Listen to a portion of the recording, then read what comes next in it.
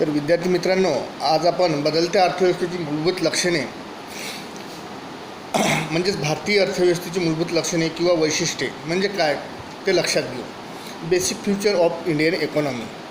तर आपल्याला माहिती आहे, भारत हा एक अल्पविकसित अर्थव्यवस्था आहे.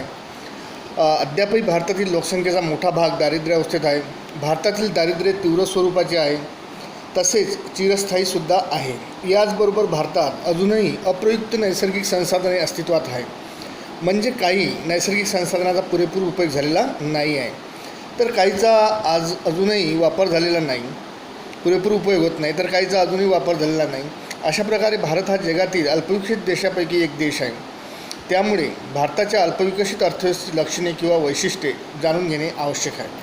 तर पहिलं वैशिष्ट्य असं आहे याचं की आपलं दरडोई उत्पन्न, भारताचं दरडोई उत्पन्न कमी आहे. आता दरडोई उत्पन्न कमी असणे हे अल्पविकसित देशाचे वैशिष्ट्य असते, कारण जे विकसित देश आहे त्याचं दरडोई उत्पन्न जास्त असते. आणि दरडोई उत्पन्न म्हणजे काय, तर आपण त्याचं एक सूत्र मी मागच्या वर्षी तुम्हाला सांगितलं होतं की एकूण राष्ट्रीय उत्पन्नाला एकूण लोकसंख्येने जर भागितलं असता जे मूल्य प्राप्त होते त्याला दरडोई उत्पन्न असं म्हटलं जाते. दरडोई उत्पन्न म्हणजे सरासरी प्रत्येकाच्या वाट्याला येणारं उत्पन्न. तर 1999मध्ये भारतातील दरडोई उत्पन्न $450 होते. हेच दरडोई उत्पन्न चीनमध्ये $780 होते. 1999मध्ये स्वित्झर्लंडचे दरडोई उत्पन्न हे भारताच्या दरडोई उत्पन्नापेक्षा स्थूल मानाने 85 पट, तर अमेरिकेचे दरडोई उत्पन्न हे 36 पट होते. विशेष म्हणजे 1960मध्ये USA अमेरिकाचे दरडोई उत्पन्न हे भारताच्या दरडोई उत्पन्नाच्या 36 पट होते. यावरून स्पष्ट होते की विकसित अर्थव्यवस्था ह्या भारतीय अर्थव्यवस्थेच्या मानाने अधिक वेगाने प्रगती करीत आहे. त्यामुळे विकसित देश व अल्पविकसित देश यांच्यातील आर्थिक विषमता वाढत आहे. त्यानंतर दुसरं वैशिष्ट्य असं, प्रामुख्याने प्राथमिक वस्तूचे उत्पादन होते. भारतात प्रामुख्याने प्राथमिक वस्तूचे उत्पादन होते. तर अल्पविकसित देशाचे आधारभूत लक्षण म्हणजे तो प्राथमिक उत्पादनशील प्रायमरी प्रोडक्शन असतो. या ठिकाणी प्राथमिक उत्पादन म्हणजे कच्चा माल व अन्नधान्य यांचे प्रमुख उत्पादन असते. दुसऱ्या शब्दात, भारतासारख्या अल्पविकसित देशात कामकरी लोकसंख्येचा एक मोठा भाग शेतीवर अवलंबून असतो. तसेच राष्ट्रीय उत्पन्नात शेती उत्पन्नाचा फार मोठा हिस्सा असतो. म्हणजेच भारतासारखे अल्पविकसित देश कृषीप्रधान असतात. भारतात 2012मध्ये कामकरी लोकसंख्येचा 51.9% हिस्सा शेतीवर अवलंबून होता व राष्ट्रीय उत्पन्नात शेती उत्पादन जवळपास 27% होते. शेतीत गुंतलेल्या लोकसंख्येच्या प्रमाणापेक्षा शेतीतून मिळणाऱ्या उत्पन्नाचे प्रमाण कमी आहे. याचे मुख्य कारण शेतीतील प्रतिव्यक्ती उत्पादकता बरीच कमी आहे. भारतीय अर्थव्यवस्थेचं तिसरं वैशिष्ट्य असं की भारतीय अर्थव्यवस्थेत लोकसंख्येचा वाढता दबाव आहे किंवा दाब आहे. भारतात स्वास्थ्य सोयी सवलती पूर्वीपेक्षा बऱ्याच वाढल्यामुळे मृत्यू कमी झाला आहे. कारण लोकसंख्या वाढ ही कशाने निश्चित होते, तर जन्मदर जास्त असणे आणि मृत्यूदर कमी असणे यामुळे लोकसंख्या वाढ जास्त राहते. तर भारतात स्वास्थ्य सोयी सवलती पूर्वीपेक्षा बऱ्याच वाढल्यामुळे मृत्यूदर कमी झाला आहे, पण त्या मानाने जन्मदर कमी झाला नाही.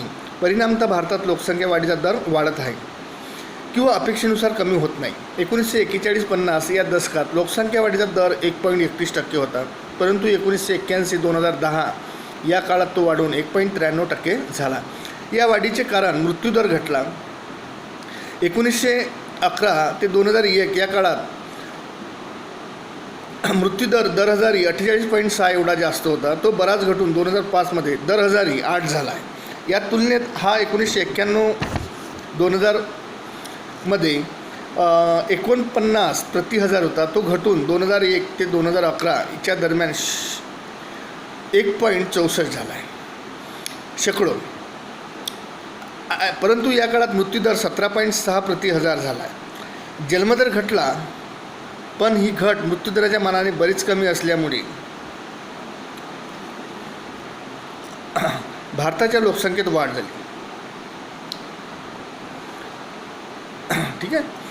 या वाढत्या लोकसंख्येचा आर्थिक विकासावर भार पडत आहे आणि या वाढत्या लोकसंख्येमुळे भारताच्या श्रमिक शक्तीत वाढ होत आहे. चौथं वैशिष्ट्य असं भारतीय अर्थव्यवस्थेचं की भारतीय अर्थव्यवस्थेत बेरोजगारी व अल्परोजगारीचे अस्तित्व आहे मोठ्या प्रमाणात.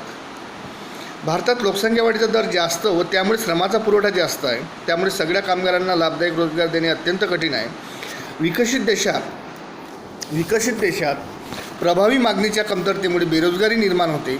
म्हणून विकसित देशातील बेकारीचे स्वरूप चक्रीय असते.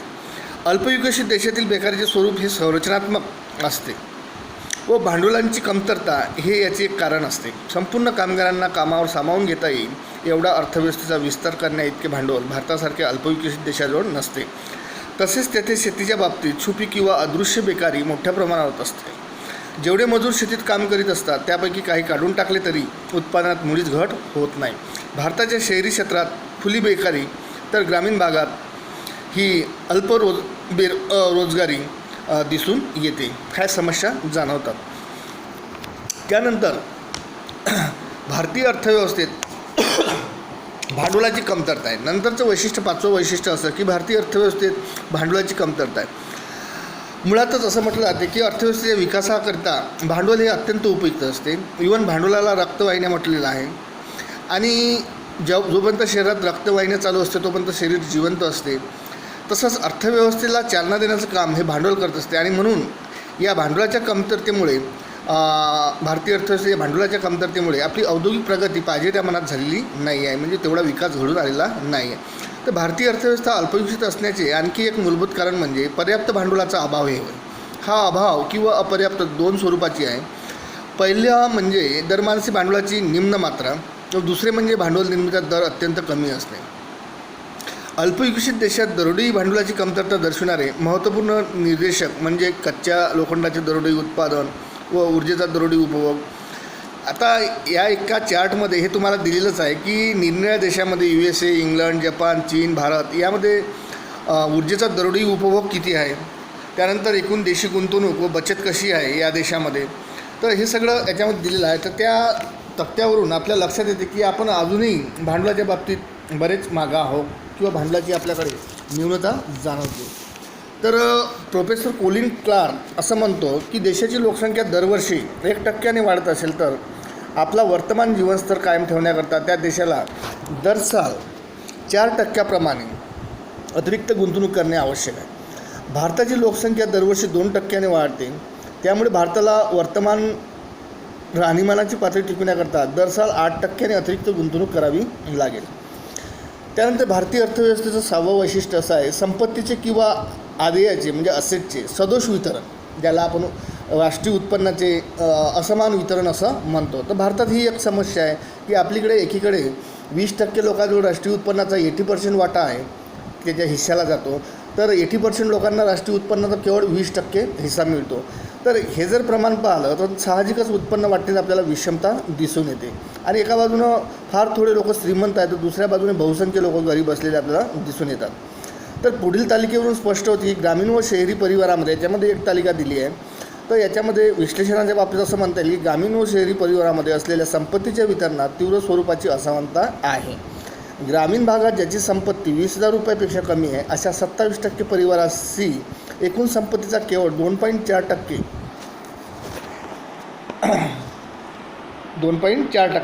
या परिवाराजवळ एकूण संपत्तीचा केवळ 7.5% हिस्सा होता. याचा अर्थ जवळपास 51% परिवाराशी एकूण संपत्तीचा केवळ 10% भाग आहे. तर ज्यांच्याजवळ 2.5 लाखापेक्षा अधिक संपत्ती आहे अशा 9.6% श्रीमंत परिवाराशी एकूण संपत्तीचा 49% भाग आहे. हे पुढील तालिकेत दर्शविले आहे. तर यावरून आपल्याला साहजिकच लक्षात येते की पहा, शहरी भागातील परिस्थिती आणखी खराब आहे. ज्याच्याजवळ 50,000 रुपयापेक्षा कमी संपत्ती आहे अशा 50.7% परिवाराजवळ एकूण संपत्तीचा केवळ 5.3% हिस्सा आहे. याउलट एकूण संपत्तीचा जवळपास 66%वर शहरी परिवाराच्या 14.2%ची मालमत्ता आहे. याचा अर्थ परिवाराच्या तुलनेत शहरी परिवारात संपत्तीची वाटणी अधिक विषम आहे. त्यानंतर भारतीय अर्थव्यवस्थेचं 7वं वैशिष्ट्य असं सांगता येईल की निम्न दर्जाचे मानवी भांडवल आहे.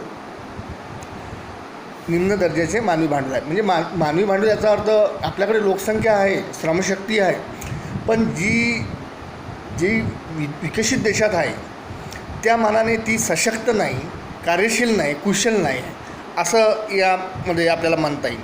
कारण मानवी भांडवल हे 3 घटकावर अवलंबून असते. एक म्हणजे आरोग्य, दुसरं दरोडी उत्पन्न आणि तिसरं शिक्षण. या 3 घटकावर एखाद्या देशात जेवढा मोठ्या प्रमाणात खर्च केला जातो त्यानुसार तिथलं मानवी भांडवल हे विकसित होत असते. तर भारतात साहजिकच विकासाच्या अभावामुळे म्हणा किंवा राष्ट्रीय उत्पन्नातील कमतरतेमुळे म्हणा, तर स्वास्थ्य, शिक्षण, सामाजिक सुरक्षा, सामाजिक सेवा व समाज कल्याण यावर करण्यात येणारा खर्च जो आहे हा कमी आहे. आणि याच कारणामुळे आपला मानवी भांडवलाचा दर्जा वाढविण्याकरता मानवी संसाधनात मोठ्या प्रमाणात गुंतवणूक करणे गरजेचं आहे.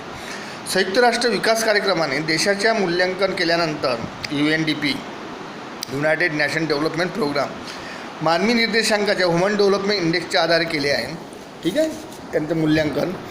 आणि या निर्देशांकाचा विचार केला असता असे दिसून येते की विकसित देशाच्या पंक्तीत जाऊन बसण्यास भारताला फार मोठा पल्ला गाठावायचा आहे. म्हणजे आज जसं जपान आहे, अमेरिका आहे, इंग्लंड आहे, रशिया आहे, जर्मनी आहे, या देशाचं मानव संसाधन विकास जितका महत्त्वपूर्ण आहे किंवा झालेला आहे त्या मानाने आपण आजही निम्न स्तरावर आहोत.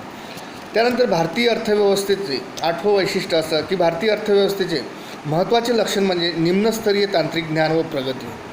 भारतासारख्या अल्पविकसित देशातील म्हणजे तांत्रिक ज्ञान कसं आहे आपलं तर निम्नस्तरीय आहे तर किंवा अपर्याप्त आहे असं म्हणून. तर भारतासारख्या अल्पविकसित देशातील तांत्रिक ज्ञान अत्यंत मागासलेले असते. जे काही तांत्रिक ज्ञान आहे तेही मागासलेलं आहे. विशेष म्हणजे भारतात उद्योगामध्ये सतत अविकसित तंत्रासोबत आधुनिक तंत्राचाही वापर होत आहे, परंतु बहुतांश उद्योगामध्ये निम्नस्तरीय तंत्रज्ञानाचा वापर होत आहे व हेच कमी उत्पादकतेचे प्रमुख कारण आहे. म्हणून अर्थव्यवस्थेचा विस्तार व विकास करण्याकरता उच्च दर्जाच्या आधुनिक तंत्राचा वापर करणे अत्यंत आवश्यक आहे. नवीन तंत्राचा वापर करण्याकरता भांडवलाची पर्याप्त भांडवलाची उपलब्धता एक आवश्यक आहे. दुसरं, श्रमिकाच्या प्रशिक्षणाची श्रमिकाचं प्रशिक्षण मोठ्या प्रमाणावर होणे गरजेचं आहे. आणि निरक्षरता व कुशल श्रमिकाचा अभाव हे सुद्धा आर्थिक विकासातील अडथळे आहे. भारतीय शेतीत दरएकरी निम्न उत्पादकता तसेच शेती व उद्योग क्षेत्रात प्रतिश्रमिक निम्न उत्पादकता असण्याचे प्रमुख कारण म्हणजे मागासलेल्या तंत्राचा वापर आहे. भारतातील बहुसंख्य शेतकरी इतके गरीब आहेत की पीक कापण्याची यंत्र, ट्रॅक्टर, पेरणी करण्याची यंत्र इत्यादी आधुनिक अवजाराचा वापर तसेच चांगली बी बियाणे, खते, कीटकनाशके इत्यादीचा उपयोग पुरेशा पैशाअभावी करू शकत नाही. आधुनिक व प्रगत तंत्रज्ञानाचा वापर केल्याशिवाय उत्पादन वाढत नाही, हे सर्व ज्ञात आहे. त्यानंतर भारतीय अर्थव्यवस्थेचं 9वं वैशिष्ट्य असं की सरासरी भारतीयाचे निम्न दर्जाचे राहणीमान. म्हणजे सरासरी भारतीय जे आहे मॅक्झिमम त्यांचं राहणीमान निम्न दर्जाचं आहे. हेही अल्पविकसित अर्थव्यवस्थेचे वैशिष्ट्य. विकसित देशामध्ये सरासरी कॅलरी व प्रोटीन यांचा आहारातील वापर 3400पेक्षा अधिक तर भारतात केवळ 2415 आहे. जीवनाकरिता कमीत कमी 2100 म्हणजे 2100 कॅलरीजची आवश्यकता असते. भारतात अजूनही 67% जनता दारिद्र्य रेषेखाली राहते. त्यामुळे 2100 कॅलरीज त्यांना आहारातून मिळत असतील असे म्हणता येत नाही. विकसित देशाच्या तुलनेत भारतात प्रोटीनचा उपभोग निम्मेसुद्धा नाही. त्यानंतर भारतीय अर्थव्यवस्थेचं 10वं वैशिष्ट्य आपण लक्षात घेऊ तर त्यामध्ये असं म्हटलेलं आहे की भारतीय अर्थव्यवस्थेतील लोकसंख्येची वैशिष्ट्ये ही अल्पविकसित देशाची वैशिष्ट्य आहे. जसं लोकसंख्येचे अधिक घनत्व 0 ते 15. ठीक आहे. आता घनत्व कसे काढते तर प्रति चौरस किलोमीटरमध्ये राहत असलेली लोकसंख्या. तर किती लोक राहतात ते तर 0 ते 15 या आयुगटात लोकसंख्येचा मोठा अनुपात तर 20 ते 60 या वयोगटात लोकसंख्येचे कमी प्रमाण ही अल्पविकसित अर्थव्यवस्थेची लक्षणे भारतीय अर्थव्यवस्थेत विद्यमान आहेत म्हणजे दिसून येतात.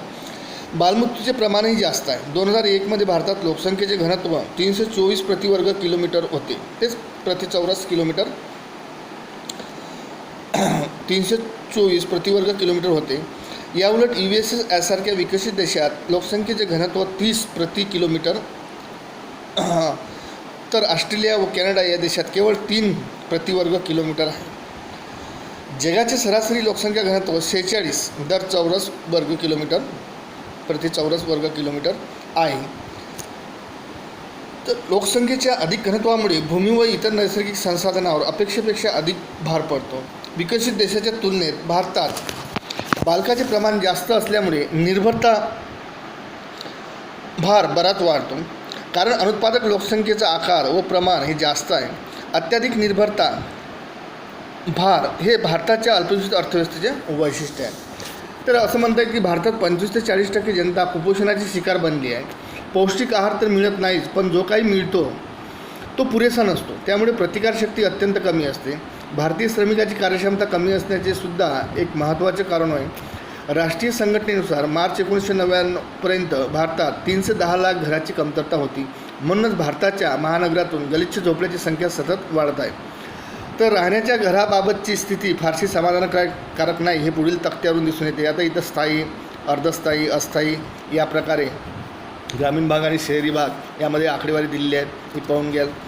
आणि या सर्व आकडेवारीनं आपल्याला सहज लक्षात येते की ही सगळी घरे जी आहे ग्रामीण भागात म्हणजे 920 लाख घराची सुधारणा करणे आवश्यक आहे. त्यापैकी 810 लाख ग्रामीण भागात तर केवळ 110 लाख घरे शहरी भागात आहेत. म्हणजे हे मोडक्या तोडक्या अवस्थेत आहे. त्यानंतर भारतीय अर्थव्यवस्थेचं 11वं वैशिष्ट्य असं की उपभोगाचे सामाजिक व आर्थिक निदेशक भारतीय अर्थव्यवस्थेचे वैशिष्ट्य आहे. तर दरम्यानची कॅलरी उपभोग, दरहजारी लोकसंख्येकरता डॉक्टर, मोटारी, टेलिफोन, टी व्ही सेट इत्यादी सामाजिक निर्देशांकाद्वारे अल्पविकासाची कल्पना येते. पुढील तालिकेवरून समजते की भारत हा राहणीमानाची पातळी दर्शवणाऱ्या निर्देशांकाच्या दृष्टीने विकसित देशाच्या तुलनेत किती मागासलेला आहे. ठीक आहे. त्यानंतर 12वं वैशिष्ट्य असं की निव्वळ आर्थिक संघटन हे भारतीय अर्थव्यवस्थेचे लक्षण आहे. निर्बळ आर्थिक संघटन हे भारतीय अर्थव्यवस्थेचे लक्षण आहे. तर बचतीचे प्रमाण वाढविण्याकरता वित्तीय संस्थाची निर्मिती व विकास अनिवार्य आहे. आता जरी डाकघर व स्टेट बँकेच्या शाखा याची संख्या ग्रामीण भागात वाढविण्यात आली असली तरी ती पुरेशी नाही. अशा प्रकारच्या संस्था आर्थिक विकासाकरता आवश्यक असतात. ग्रामीण भागातील शेतकऱ्यांना कमी व्याजदरावर कर्जपुरवठा करणाऱ्या संस्थांची गरज आहे. तसेच उद्योगांना मध्यमकालीन कर्ज देणाऱ्या औद्योगिक वित्त नियमाची गरज आहे. कास्तकारांना संरक्षण देणाऱ्या कायद्याच्या त्वरित अंमलबजावणीची आवश्यकता आहे.